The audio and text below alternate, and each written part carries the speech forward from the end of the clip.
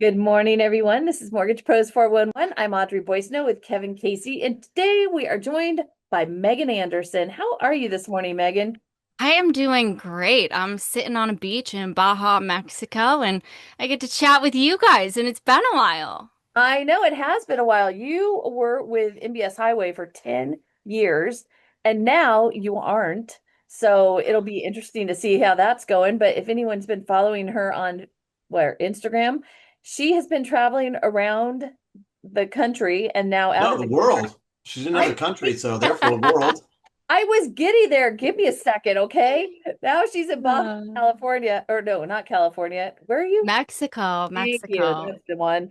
Anyway, so she has been living out of her van. So if you're not following her, follow her. It's interesting. Yeah. And you're writing a book and you're coaching people and you're speaking, you're doing all sorts of things. Yes?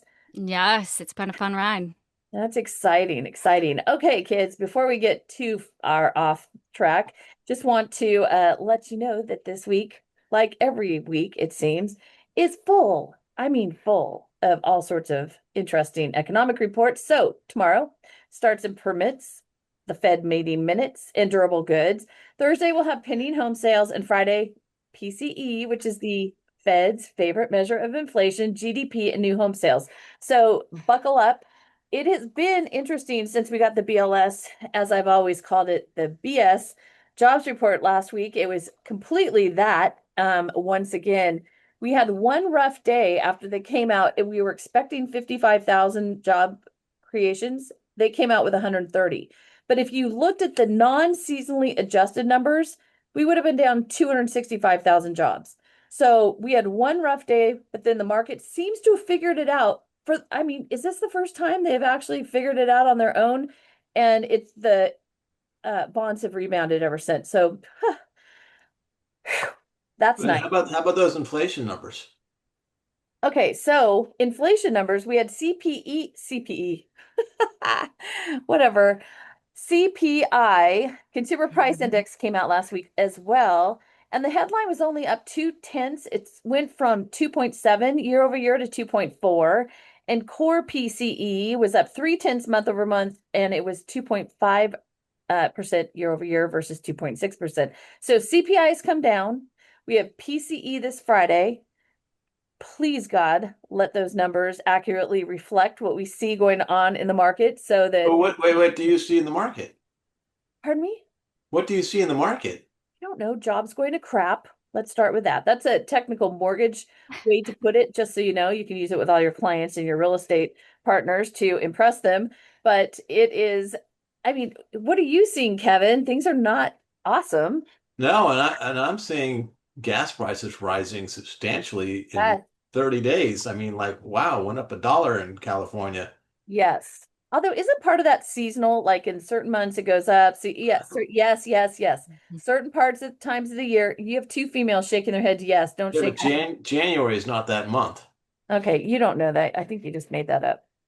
I'm pretty sure there's I a will winter say you blend, guys summer can't even blend. complain about gas prices, okay? In Mexico, it's like 6.50 a gallon. It's pretty No, it's close to only like California. 40 No, no, 43 no, it's cents a not. peso. It's I cheaper. was just gonna say that 6.5 pesos less. No, it's expensive. Here I was getting mad going through California filling up. Little did I know when I arrived in Yeah, and they make it Mexico. down there.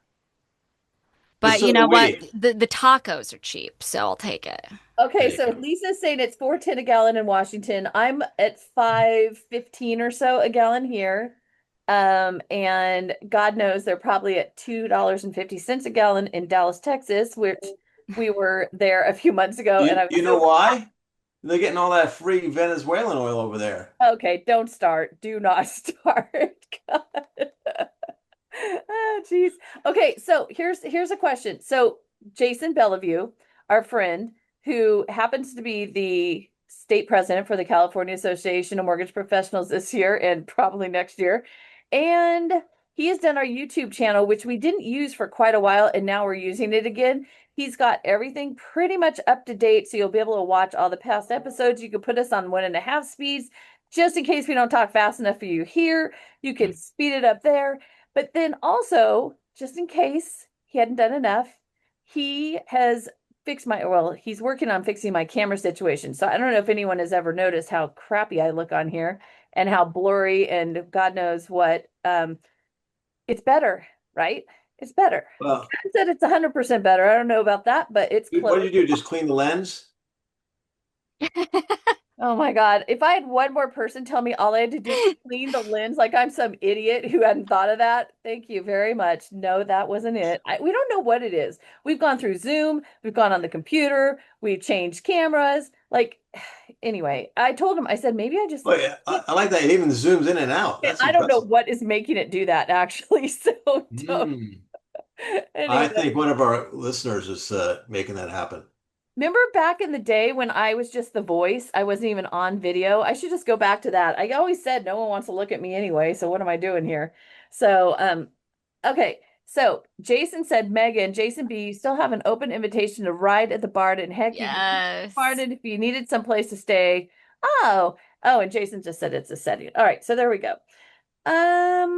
Okay, back to what were we talking about? Oh, the economy. That's what we were talking about. Mm. That's right. So anyway, we got good inflation numbers last year. Good. Yeah, better than we expected because we thought that they would be high because traditional January We inflation didn't. number is the Kevin highest one. thought they would be high. Uh-huh. I thought that they would not because we had really high replacements from the year before. Unfortunately, Kevin put it in writing, so did I. And then one of us was proven right, and the other one was proven not right. And Hmm. that's what happened last week. So there you go. Okay, one thing that was disappointing in January was that existing home sales were in the, let's go with porta potty, shall we? So we were down 8.4% month over month. They expected to be down 4%. That's an annualized pace of 3.91 million units. In other news, inventory is down 8/10 to 1.22 million units. That's a 3.7 month supply, which is below the 4.6 month supply, which we had been really increasing the inventory and now it's gone back down. I always think it's interesting that they have never changed that 4.6%, 4.6 months number ever, even though for years it's either been way above or way below it. So I don't know where they're getting their average, but anyway, that's a whole nother story for another day, I guess. The good news is, though, we're at what? Affordability is the best in 4 years. Wow. We'll take it, right? There you Yeah. go. No, I'm noticing a pickup on people wanting to buy. It is, again, it's busy. It's Funkyville, that's for sure. I don't know about the rest of you, but I mean, are you guys just seeing tons of weird deals? Or is it just me and Kevin? Uh, Anyone? I'm seeing all sorts of deals. Everyone, just A paper all the way. Everyone has at least 20% down, perfect credit, and W-2 income? No? Okay. NAR released their realtor confidence. Homes are staying on the market about 46 days, which is up from 41 days last year. I mean, again, these numbers like 5 days, I don't know. It doesn't feel like Oh, we've had a lot of bad weather too. Sure, totally. that's And impacted a also lot. in December, we also had two of the weeks where we worked what, 2 days? We Right. work Monday, Tuesday, then everyone takes the eve off. So Wednesday, then the day, Thursday, then the day after hangover, Friday. I mean, no one was Well, working. today's a holiday too. Yesterday, No, today is lunar Chinese Lunar New Year. Okay, Come on. okay, Kevin. I'm an idiot. Okay. In San Francisco, everything is closed. Okay, That I'm just telling you. lunar. He's right. He's totally right. Okay, so I thought this, I always find this interesting. So homes, I already said that. Sold above list price, 16%. First-time home buyers, 31%. Cash buyers, 27% of the market, that is. And investors are 16%. They are fairly close to last year. Sold above list is the same. The only one that's gotten better is first-time home buyers has increased from 29% to 31%. But here's the thing. If you add up all of the numbers, Megan, it equals 90, not 100. So I would like to know where the extra 10% is. But again, some other time, I guess. So They're in Mexico. what? They're in Mexico heading hang out with Megan. Yeah. Okay. We decided to live in vans. Just kidding. Exactly. Exactly. Okay, so let's go back to jobs, Kevin. So Hmm. today we got ADP's weekly report in showing that they had on average 10,000 job creations per week. for the weeks leading up to January 31st. So that would show that we don't have a very strong job market and that Nope. maybe we're at about 40,000 jobs a month if we're taking that average, which is about on par with what we've seen from everyone lately. ADP, all the other extra job reports they started paying attention to when the government shut down and we didn't have BLS anymore. But then last week we got BLS. And it was, what was it again? Oh yeah, BS. I don't know why I like saying that, but it has been BS for so long. So anyway, they said, did I already say this? They said we were going to have 55,000 jobs created. That was what was expected, and we came in at 130. So anyway, it's crazy, and I think I'm repeating myself. So bottom line is, we'll see going forward. Pay attention, just so that you're making sure that you lock and you don't wait too long. And I'm saying this to myself while I'm saying it to you because it's really tempting to just try to eke out that next eighth for your borrowers, and you don't want to lose out, right? Well, like I said last Friday, if you see a rate you like, lock it in. Okay, so this was in this group email in our company, Megan, and there were people who were like, they can hear me singing it because I've been singing it for years. If you see a rate you like, lock it in. All right, moving right along. We wanted to do a show on taxes and the new tax laws that have come into effect. So I called a tax person, Catherine, one of our faithful listeners, and I said, can you walk me through this? And by the time she was done walking me through that, I had decided that no one with a brain is going to do their own taxes this year. For God's sake, people, use a tax professional. It is so It's complicated. almost impossible. There are tons of changes and there are new deductions, but none of them are straightforward. Now you can do things like deduct your auto interest that you pay. Apparently, massage is now somehow deductible. Don't ask me how. Ooh, I like that one. Yeah, exactly. But again, complicated. I talked to a massage person. They didn't even want to get into it. So you must talk to somebody who knows what they're doing. There's so many Well, caveats. you can't ask a massage person about the tax deductibility of a massage. You We can only ask a CPA about the tax Okay, if deductibility. I were a massage person and all of a sudden my service was deductible, I would find out all about it. If it Yeah, you well, got to market that. yes, I would be all over that. And it's so complicated that no. So anyway, there's sliding scales, like people who think, oh, I have tip income and now I can deduct all of that. Nope. It's totally different than that. So again, my messaging here is get a professional. Okay. So Megan, Yes.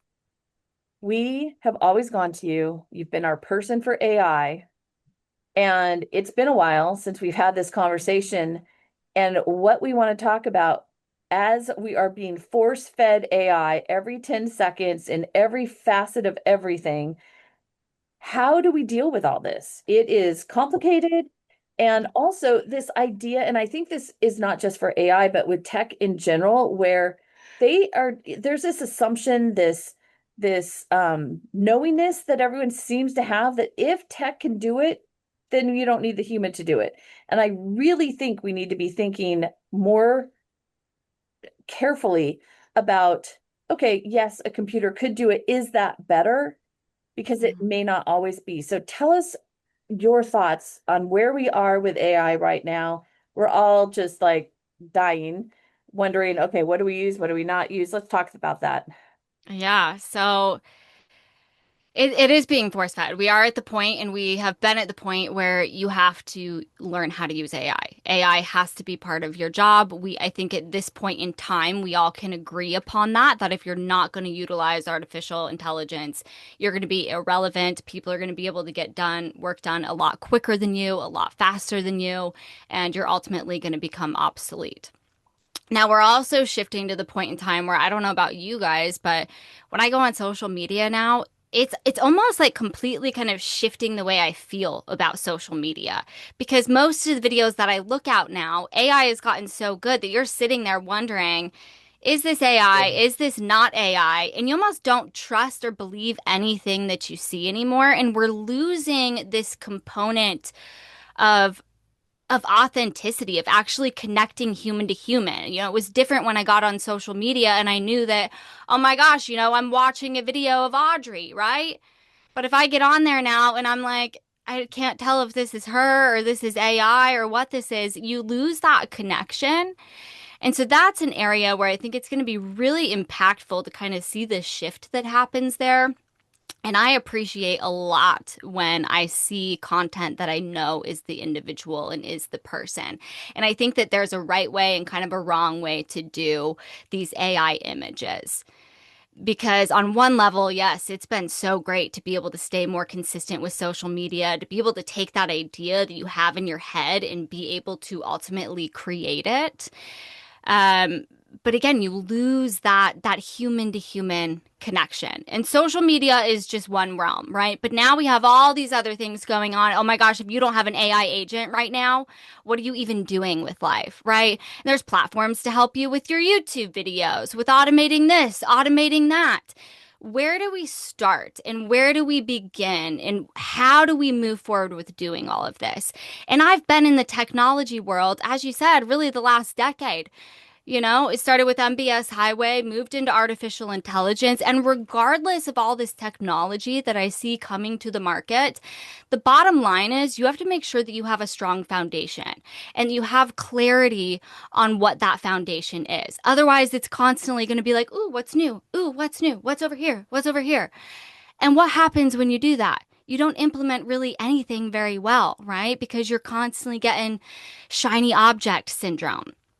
And so you have to get down to, you know, what is it that you're ultimately building? What do you want your business to look like? What are the actual struggles? And what does life look like? What does your vision look like beyond business, right? Because we don't just use AI to help us in our business anymore. We use it for everything. And so I think we need to get back to, on some levels, going inwards and getting very, very clear on that vision before we adopt new technology. And there's a difference between vision and goals. We all have goals, right? Your goal might be, I want to become 1%. I want to, you know, increase my salary by X amount. I want to get 20 new referral partners this year. Those are goals. But what is your vision? Your vision really gets you clear on that why. Why do you have that goal in the first place? Now, it's no secret, if you follow me on social media, I dealt with burnout for a long time. And it got to the point where I could not dig myself out of that burnout hole anymore. And I feel like this is where we're kind of at with AI as well. You're getting burnt out on all the technology. What do I do? What do I implement so that I can stay relevant? Forget the goals for a second. And if you guys are up for it, I'd like to guide you through an exercise that's going to help you uncover what that vision is. I would Go love for it. it. Okay. So let's take a second. I want us to start by zooming out. And I want us to close our eyes here. Okay? Because here's the thing. When we think of our goals, that's very much in our head. And we are type A personalities. We're all in our head. So right now, I want you to close your eyes. Everybody on this call, give yourself this 10 minutes, okay? I want you to take a deep breath. And I just want you to kind of get out of your head, kind of sink into your body a little bit. Our body is the barometer of our truth. And in this industry, especially, we don't listen to our body. Instead, we have another cup of coffee, okay? So get in, take a couple deep breaths. And I want you to think about just the next 6 months from now. What looks different in your life? What does your business look like that it doesn't look like right now? What do you want in your business? Maybe you want it to be less stressful. Maybe you want more referral partners. Maybe you want to implement AI technology. Whatever it is, get clear on it. And I want you to take a couple notes and I want you to jot that down. What does your vision look like for your business? And just jot down a few things and feel free to share it in the chat.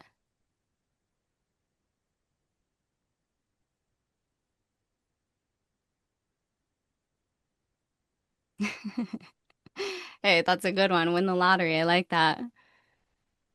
I'd like that too.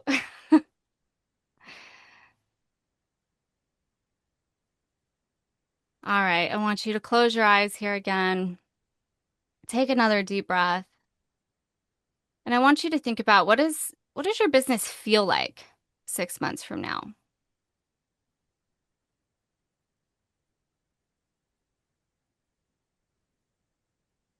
Not what you want to achieve, but how you want to feel on a daily basis.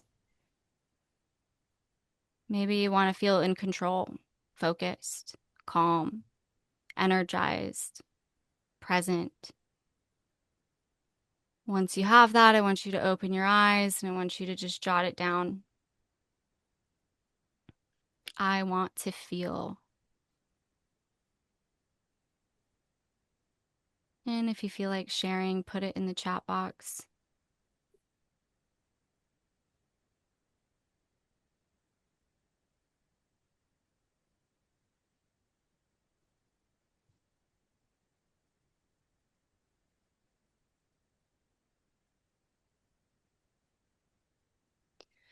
And now I want you to close your eyes again because we've still been talking about business, right?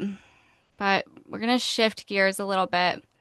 And I want you to close your eyes, take a deep breath, and I want you to think about what do you want to spend more time doing in your life? This could be in your business or outside of it. One thing that I think that we often forget is we forget why we started working in the first place. How do you want to spend more of your life? What do you want to be doing? Maybe it's building relationships. Maybe it's creating. Maybe it's knitting baby blankets, being present with your family. Whatever that is, take notice of it and jot it down and feel free to share it in the chat box.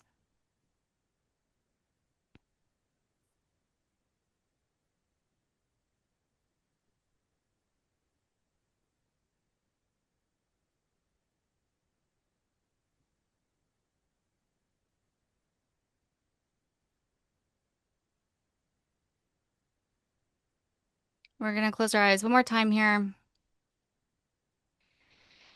And I want you to think about adventure in your life, right? We get so focused on our careers that we forget about joy and adventure. And in 6 months from now, what's something that you want to do as far as adventure in your life? For me, it's going to be seeing the whales here in Baja, riding a horse bareback on the beach. What do you want adventure to look like in your life 6 months from now? Give yourself permission to just feel into that and jot it down.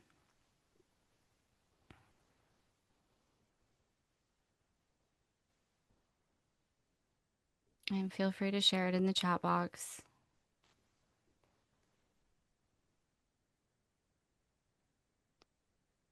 Because this exercise of what we just did right now, this is us uncovering that vision. Your vision isn't something that you have to create. Your vision is something that lives inside of you, right? And goals are all the things on top of that. And we want to make sure that everything that we do, all the technology that we have or we're going to implement aligns with that, that our visions align with our goals and the technology aligns with that vision. And here's just kind of an example. So let's say that I have a goal to lose 20 pounds. Okay, so I decide that I am going to go to the gym and I'm going to exercise 6 days a week and it's going to be mostly running so I can burn, the max amount of calories. Well, my vision when I think about my health is feeling the best in my body. My vision is going on more hikes all around the world. That's my vision. So does my goal actually align with my vision? No. Close. I hate running, right? I hate running. And so how could we make our goal better align with our vision? Well, at that point in time, what we could do is we could come up with a new goal. My goal then might be, okay, I'm going to go on a hike every Saturday, right? That better aligns with my vision. And when we take a look at technology, okay, now maybe there is an AI platform out there that, has all the hikes and it combines them in a cool way and it can create a training program and it can adjust that. Great. Now do I want to implement that tool of technology? Yes, maybe so, right? And so we can think of this and we can run through this checklist every time we want to determine, are we going to implement this new source of technology? And another thing that we can do, and I want us to, again, we're going to close our eyes here, is I want you to think about what is currently taking more time or mental energy than you'd like.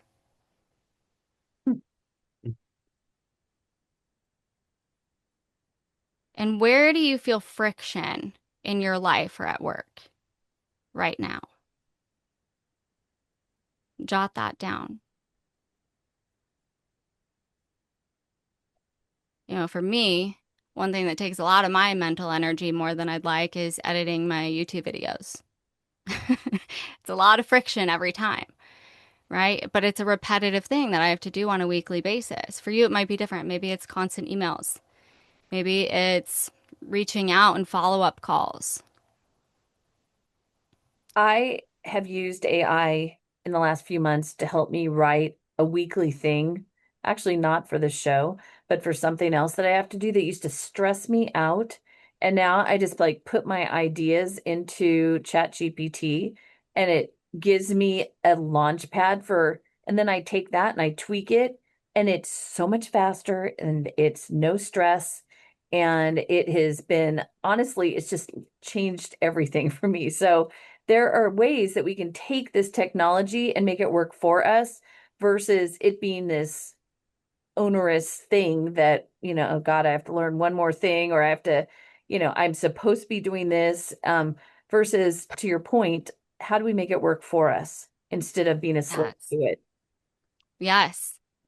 One thing that I utilize it for, I talked about editing my YouTube videos. So I have ultimately trained it, right, based off of how I've edited things before, different writings and blogs that I've done. I've trained it all on that. And now what I do is I put basically the transcript of all of my blogs in there and I have an outline, basically a story outline. And then I've created an integration with CapCut, which I use to edit my videos, and I can basically go back and forth and it'll do like the rough cuts of editing the video so that I don't have to. And so there's all these things that you can build out. It does take time, right? But again, if it's something that aligns with that vision of that highest self that you can imagine yourself being in the next 6 months, and I pick 6 months because here's the thing, life is always changing and we're constantly refining. If we are growing as individuals, we are constantly refining. Now there's nothing wrong with coming out with your 5-year goals, your 10-year goals, whatever. But I don't know about you, so much has changed in my life constantly on such a short time frame that thinking in these 6-month increments allows me to refine without staying fully attached to something that I think that I want that is ever evolving. That's really an interesting thought because we have been taught and programmed that we do these short-term goals, but we really do need to be looking way down the pike to see where do we want to go? What do we want? And I think that based on, I mean, just what you said, which is we need to adjust that so we have an idea of how we want to feel in a number of years versus, oh, I want to have this. They were always like actual things, right? Oh, I want to own this much property. I want to have this much money. I want to have, all those things, right? But maybe I just want to have a peaceful, lovely Yes. relationship with my grown children, or maybe I want to do a family vacation with all of us once a year to someplace that requires a passport or whatever, right? So I think, but a feeling, how do you want to feel? And I think going back to those feelings of peace, focus, contentment, maybe. I mean, these are things that never occurred to me previously.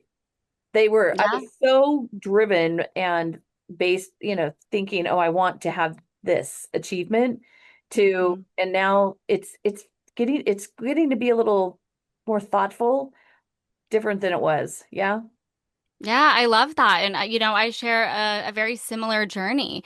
And I think we have to uncover that why do we ultimately want that? And you'll notice that things change, Like I used to think that I constantly just wanted to be on stages, speaking and closing corporate accounts and hitting my monthly quotas and doing all these things.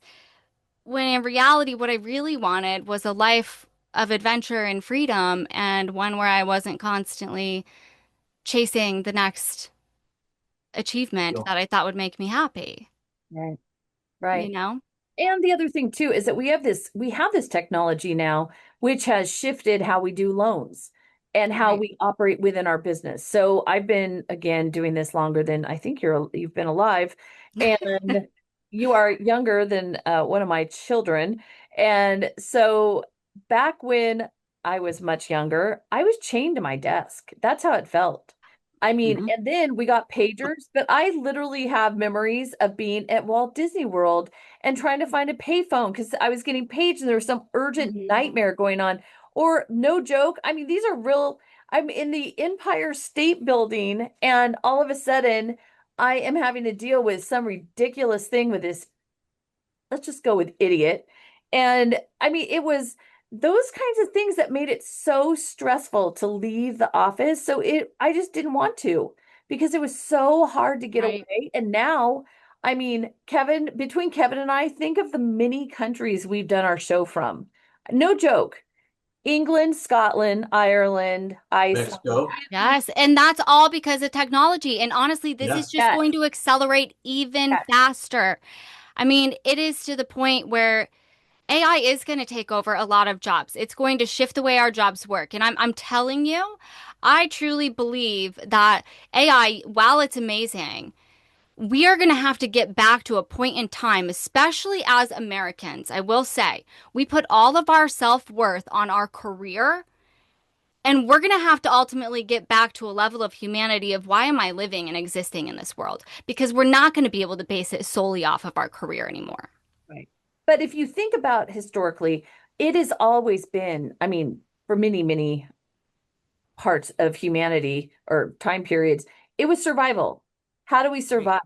And I think that we are wired that way. So it's not, and I don't necessarily think that it's all bad. I think having a reason Oh, to get up in the morning, you have goals, you have things you want to yes. accomplish, you go to bed at night, you're like, I just made a difference in the world somehow. I helped some person. And we've been talking about this. I have committed myself to repeating weekly what should we be focused on in this business? Who can we help today? And Yes. also focusing on progress. It's not getting to that destination that fulfills us. It's the journey. And so knowing that every day you're getting closer or you've gotten better at something, that is what is, in my opinion, so important. So who can we help today? Did I help today? What difference did I make? Instead of what we have been seeing in as our business had just been completely hijacked by let's just monetize the shit out of it and make as much money as we can, and whoever closes the most deals and makes the most money wins, and nothing else matters. And I hate it. I think it's just total crap. So that's not going to get me any friends in high places because that is not what they think is important, but it's what I think is important and what I think as an industry we need to be refocusing on is how do we help our borrowers? That's it. Yeah. Yeah. And so, am I the top person? Yeah, I don't want to be the lowest one either. I don't. But again, how am I going to quantify whether I'm successful or not is going to be different than the Scotsman 100 top 100 LOs guide, where at some point the top LO ends up indicted for federal crimes that involve all sorts of fraud. So I'm not impressed by that. And then again, back to you get an award because you paid for it. I mean, what the hell is that? What are we thinking I just don't get it. So anyway, all right. So back to what are your suggestions for LOs as far as putting this together? We we go through this exercise, and again, you can go to YouTube, you can go through it again if you want. You can slow it down, speed it Yes. up, and they can really take some time to think about these questions and figure out what they want the next 6 months or year to look like in their lives. Yeah, basically take the time to sit down, get very clear on your vision.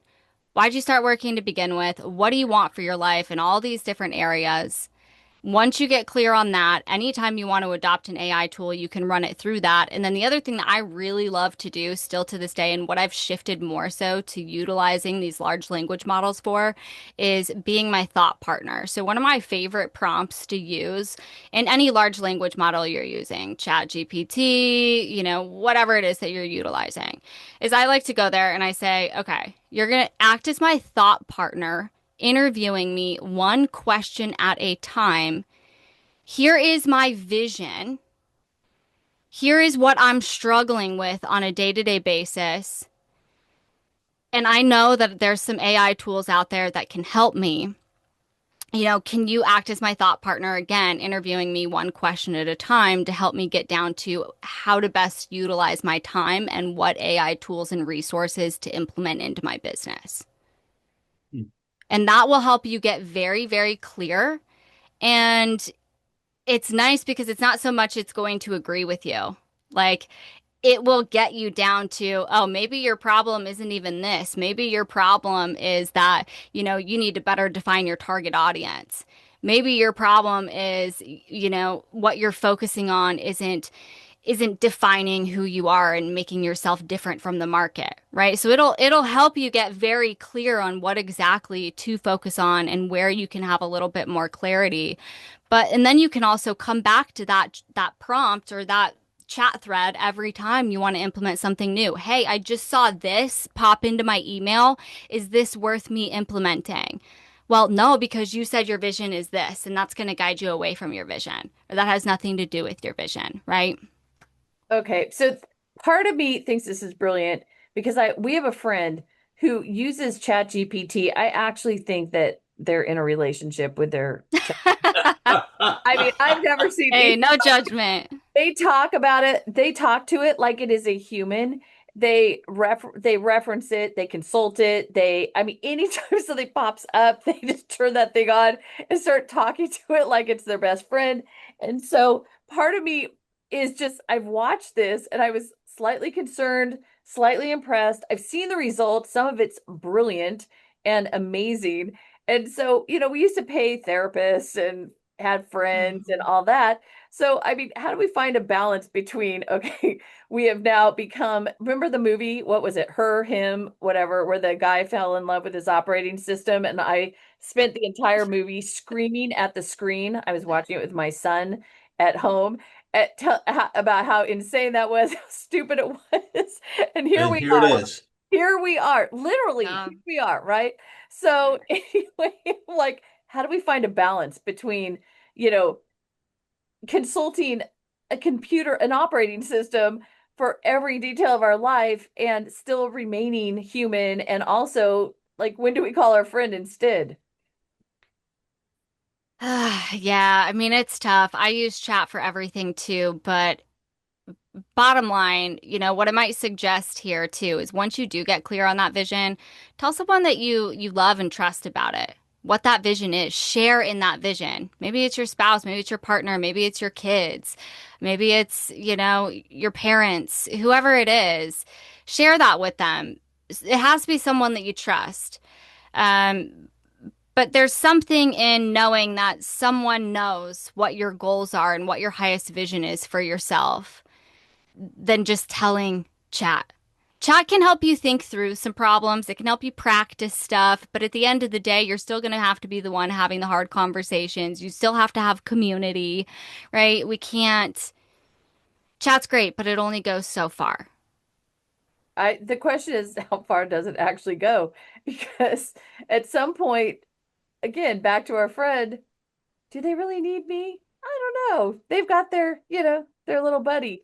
So it's I think it's going to be interesting as we move forward, especially for people who are have always been innately less comfortable with human Right. interactions and really are happy. I have some friends and clients who, when lockdown happened, they were thrilled and they still haven't quite come all the way out of it because their happy place, their comfortable place is in their house or by themselves or right. And so, Yeah. yeah, I think it's going to be something. I vibe with that too. I'm very much an introvert, but at the end of the day, you still need community. You Yep. still do. Even those people that prefer, I am that person. I prefer to be by myself. I have a lot of alone time. I've spent so much alone time in the forest over the past year.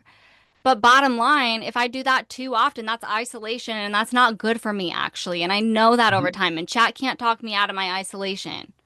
Well, if I had not watched you over the last year living out of your van with Snoop and your doggy and being in the middle of literally nowhere and me as the Auntie Audrey just being like, holy crap, if I don't even want to know about this until I know she's safe.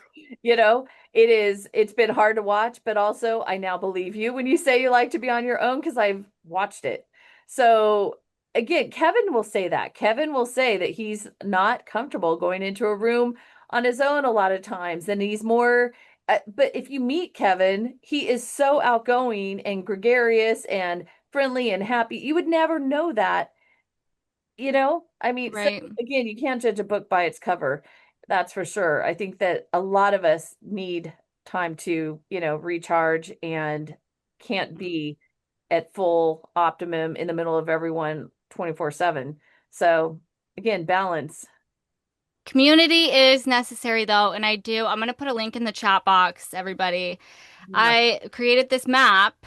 You know, I travel around in my van all the time, and community is important. And I love doing these little meetups everywhere I go. So if you want to add yourself to that map, you'll put in your name, your email. Your email isn't public, it's for me to be able to reach out to you when I'm in the area. But I would love for you guys to join the Limitless community. I think that as we continue to enter this world of artificial intelligence accelerating and taking over our lives, that we're going to need community more so than we ever have. And yeah. It's interesting that because I am hearing that from more and more people and we have again, we're almost to year 6 of doing this show. We started in Wow. lockdown in March of 2020 and since then I have been encouraging people to get up in the morning, take a shower, put on clothes that don't stretch, and go out in the world and meet somebody in person. And Zoom is great for certain things, but it does not replace that human connection, period. And again, I keep referencing Brian Buffini this year for some reason, but I've watched 2 of his presentations in the last few months, and that is something he's really promoting too. He's saying more in person, not just DocuSigns and emails. In person makes you real. It generates referrals. If you're just a face on the screen or an email or a text, you're not real to somebody. If they meet you at a coffee shop or for dinner or at the little league game or wherever, then you're real to them and they feel Right. you. And that is going to reinforce a relationship that is so critically important. And no matter what these guys are saying about tech replacing everyone, it's not going to happen It's because, going to get more and more like that. You know, yeah, we were Yeah. just talking about that on social media now.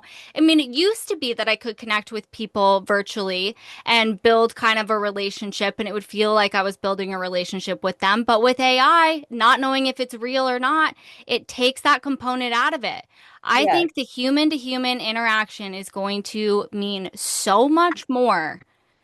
That's so interesting. I think it's happening now. I really, really Yeah, do. The another thing he was talking about, which ties into what you're saying, is he was talking about the power of process and that you've got to the key is concentrating on a process. It's not just here's the goal. How am I going to get there? Right? What is your right. process?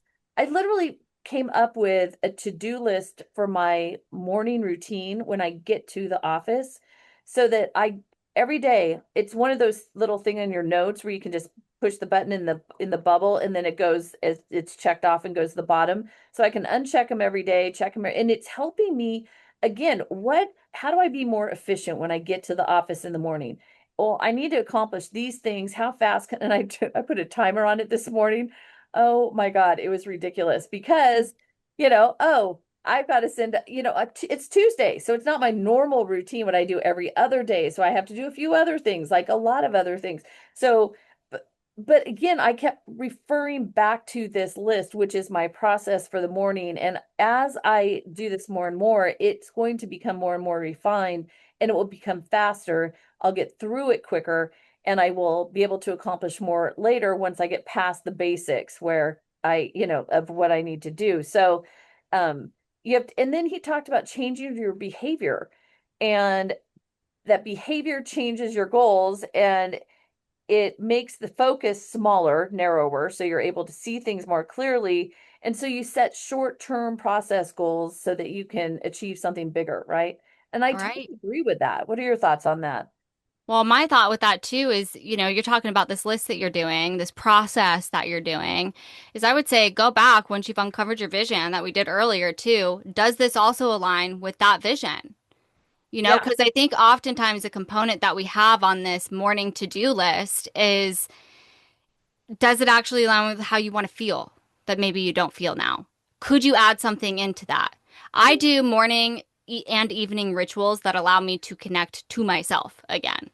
Whether that's a short little meditation, a journaling, whatever the case may be, because we get type A personalities, we get so caught up in this stuff, which is great and we need it. Don't get me wrong, we need it. But at the same time, we need to connect to that bigger why. And so Let me that be, might just be something to add to it. And that naturally changes your behavior and makes it more of a long-term sustainable operation than it would be just living within that system that's to get from point A to point B. let me be clear, Megan. On my list are things like make sure I have tea on my desk. Like, That's a good one though. You like, enjoy tea. It yes, makes you feel good. right. I need to hydrate. But Yes.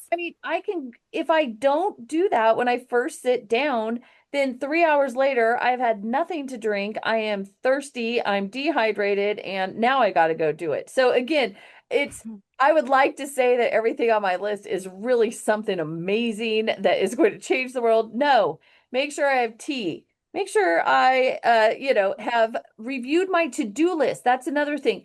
I plan out my week in advance, right? And I put Right. it by day, but it's very loose by day, except for Tuesdays. And so, but again, look at it. What's on there still? What do I need to get done? What can I fit into different moments of the day, etc. So again, like some of it is really basic, get tea, maybe eat some oatmeal.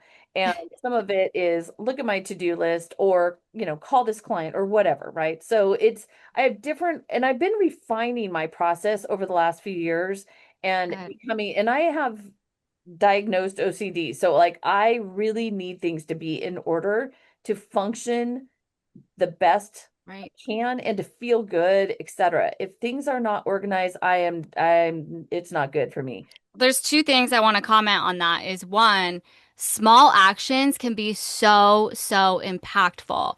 So part of what I'm doing now is just basically called LimitList. And it's about recognizing the self-created limits that we've placed on ourselves and committing to one small action to overcoming and crossing off that limit.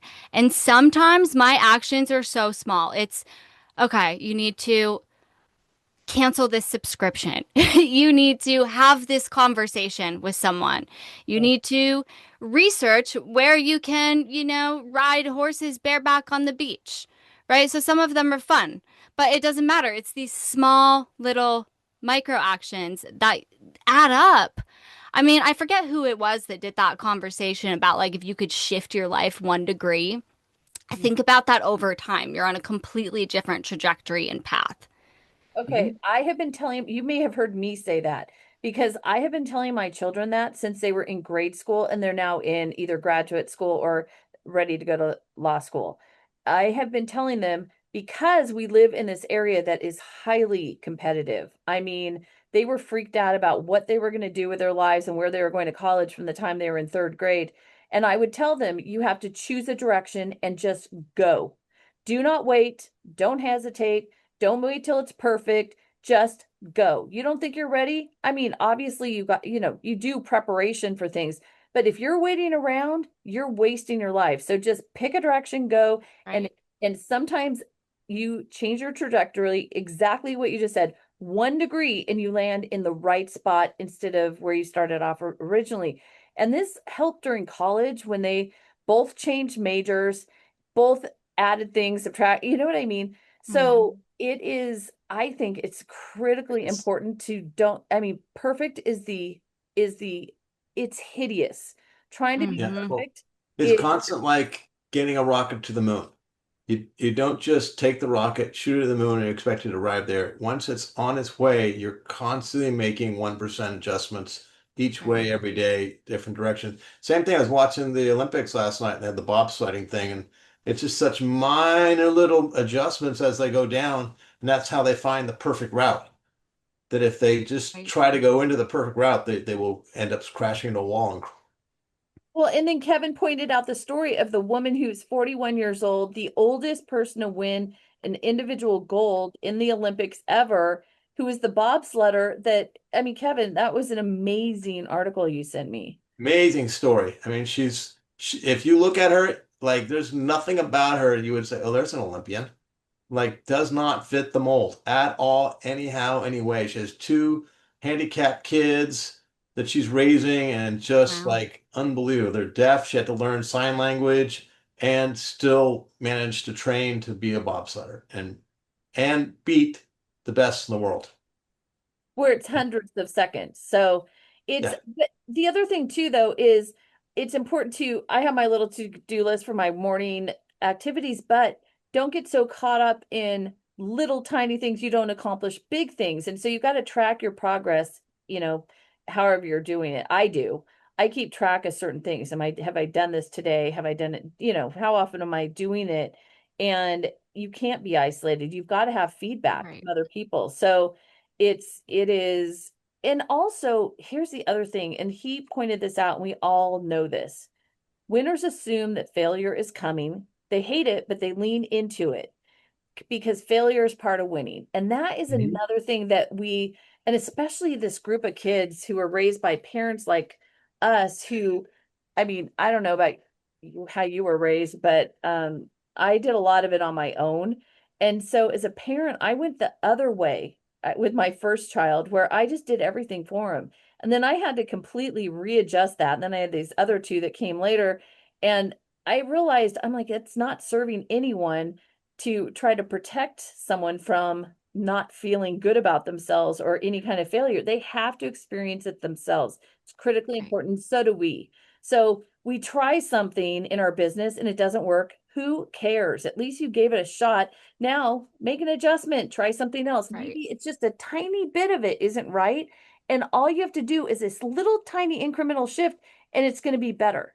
So I Right. think, again, for us as LOs, and especially for the people who are by themselves in their houses, if you're an independent mortgage broker and you're the only person in your company, or if you're working from home and you aren't around other people all the time, and you don't have that feedback and the way we learn the business, which is, I heard the guy 2 offices down, screaming about his mess that he had. And I learned from his loan what I should do or not do in my loan, et cetera, or bouncing ideas off or talking to each other at the copy machine or whatever. That was so valuable. And we don't have that anymore for a lot of people. So we need it. How are we going to get it? How are you going to make that happen even though you're working out of your house? It's not easy. You need community, and you can still have community virtually on some level. I created a little community called LimitList where we all commit to doing one action a week and we share what came up for us, what was the challenge, and it's just having someone to hold you accountable. Maybe you don't have those people around. Maybe it's your spouse. Maybe it's, I don't know, as much as I don't want to use AI for this because I do think that it is important to learn from other people's. I mean, every time someone shares with me something that they're going through, I learn from them. I see an aspect of what's going on in them in me. You Yep. know, like for example, I'm coaching this branch manager right now, and he wanted to commit to one of his morning rituals being journaling. But he kept week after week not doing it, not doing it, not doing it. Why? What's coming up? Well, I don't have the perfect environment to do it in. You know, I want to be in this quiet room. I want to be in this like little sanctuary, and it never happens. Okay, Hmm. so let's get down to maybe that goal isn't the right goal. Right. What are you actually looking for? Well, you know what? I actually just don't want to start my day on my phone all the time, like the second I wake up. Oh, okay. So now how can we adjust that? Oh, well, maybe it's just I'm not on my phone for the first 10 minutes of the day. 15 minutes. Isn't that something that's like monumental progress is to skip the first Yeah, 2 minutes? Well, it's just like when you have a baby, and if your baby will only go to sleep if it's perfectly quiet, you're screwed. Your whole life is gonna right, if your baby can fall asleep in the middle of a trumpet sectional, then that's much better because then they can sleep wherever they need to sleep. I don't know why that popped into my head. I was at orchestra camp once, and there was a couch. They were having a trumpet sectional, where the trumpets get together and they practice their part. So they're like in an arc. There's a couch right in front of it, and I fell asleep right in the middle in front of the trumpet set. It was ridiculous. I think back and I'm like, oh God, I wish I could sleep like that now. I wish I could too, man. It's great. Anyway, but yeah, it we don't need a perfect environment. We just need to get our shit done. That's it. Right, It's that simple. So stop waiting for perfect. It will stop you from accomplishing anything really, and just do it. Do it. right. Even if And don't be so hard on yourself either. I don't know about you guys, but oftentimes when I say I'm going to do something and I don't do it exactly how I said I was going to do it in my head, I beat myself up about it so hard. But what I'm really learning to do now is how can I show up with kindness? What is this actually teaching me? Okay, so I'm not doing the task that I said I was going to do. Why? What's coming up?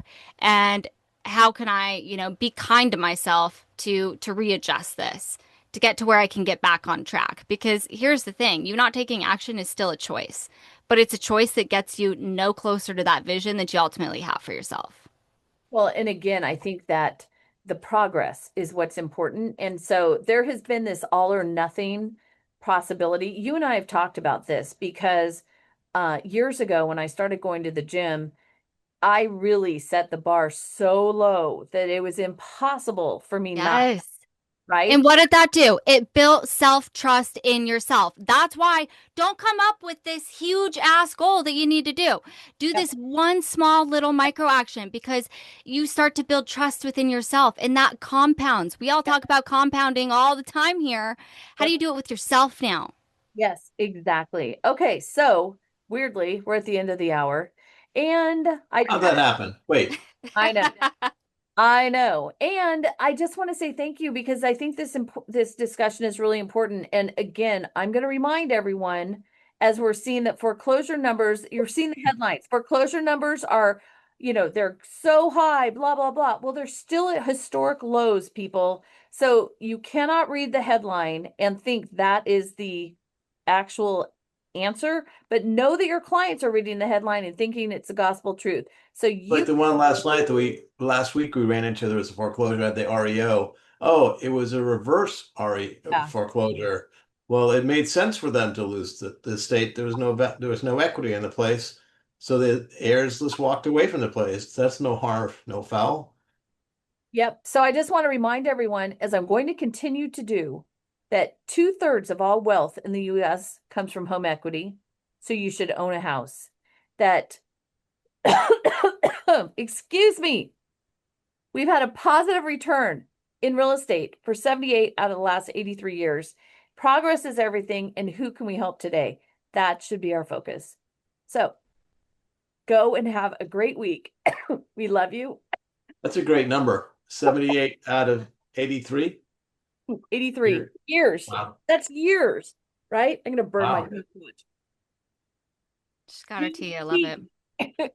All right. Well, on that note, I'm going to hang up now. With that, Megan, thank you. Thank you. Thank you, Savannah. Great everyone. seeing you. You as Enjoy the well. beach. I Okay. will. Talk to you later. Bye. Bye.